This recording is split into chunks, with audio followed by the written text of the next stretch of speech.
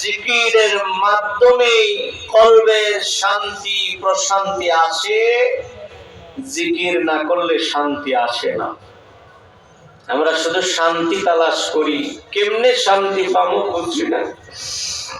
অলির দরবারে আইসা যদি না বোঝো, আর কবে কোন জায়গায় বুঝবা। জিকিরে যে কি মজা আছে রে, জিকির যে কি স্বাদ আছে। যে স্বাদ পায় সে বোঝে, যে স্বাদ পায় না সে কিন্তু বুঝবে না। সব কিছুর মধ্যে জিকির আছে। নামাজের মধ্যে জিকির আছে, রোজার মধ্যে জিকির আছে, হজের মধ্যে জিকির আছে।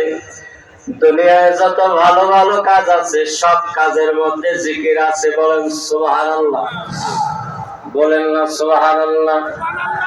আল্লাহ কোরআনে বলেছেন, আকিমিস সালাতা লিযিকরি।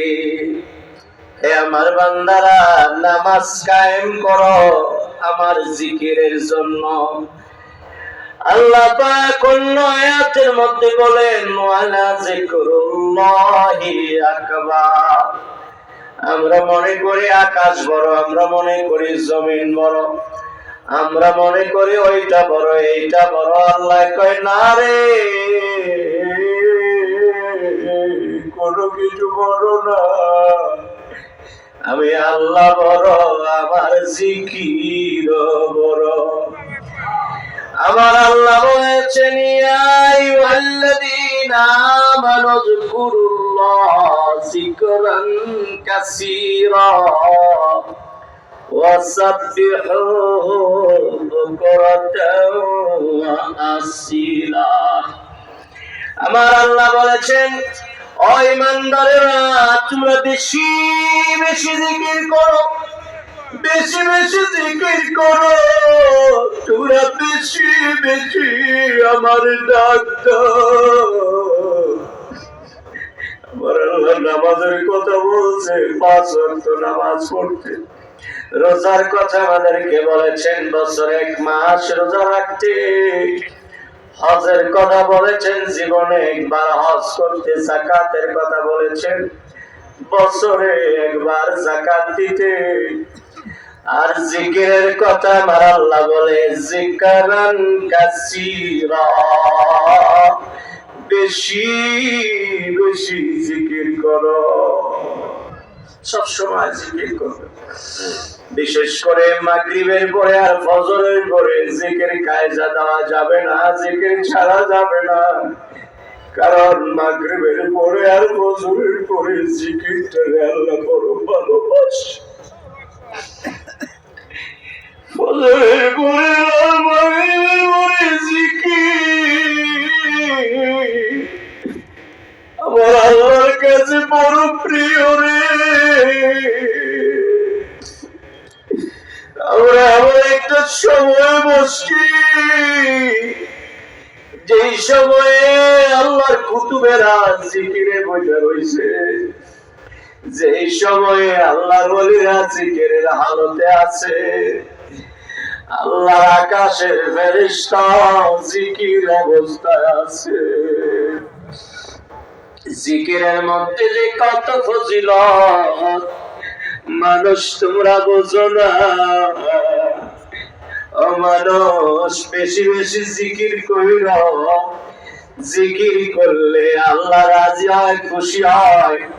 জিকির করলে দিলের ময়লা পরিষ্কার হয়ে যায়। আল্লাহ রাসূল বলেছেন, লিকুল্লি শাইইন সিকালাতুন ওয়া সিকালাতুল কুলুবি যিকরুল্লাহ। আমার নবী বলেছেন, সব জিনিস পরিষ্কার করার জন্য মেডিসিন আছে, সব জিনিস পরিষ্কার করার জন্য যন্ত্র আছে। আর কলবের ময়লা পরিষ্কার হবে না জিকির ছাড়া।